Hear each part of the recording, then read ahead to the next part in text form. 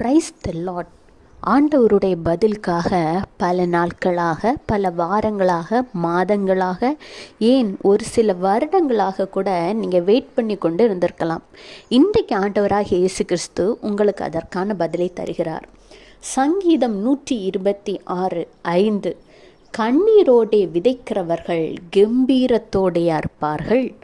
நீங்கள் ஆண்டவருடைய பாதத்தில் ஏனோ தானோ என்று எந்த காரியத்தையும் விதைத்ததில்லை. உங்கள் மனசில் இருக்கிற பாரத்தை கண்ணீரோடு விதைச்சிருக்கீங்க. அதற்கான பலனை ஆண்டவர் உங்களுக்கு தரப்போகிறார். எப்படி தரப்போகிறாருன்னு தெரியுமா?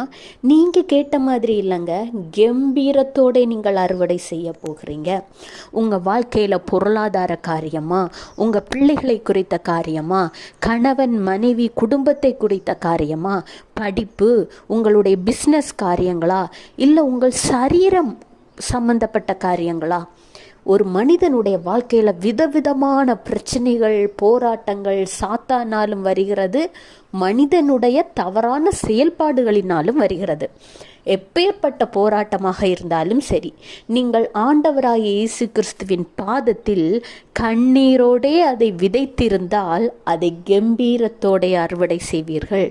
ஒருவேளை கண்ணீரோடே விதைக்கவில்லை என்றால் நீங்கள் தனி அறையில் ஆண்டவருடைய பாதத்தில் போய் உட்கார்ந்து ஒரு நண்பனிடம் பேசுவது போல, உங்களை பெற்ற தந்தையிடம் பேசுவது போல மனதை திறந்து ஆண்டவரிடம் கண்ணீரோடே உங்கள் ஜெபத்தை, விண்ணப்பத்தை தெரியப்படுத்துங்கள்.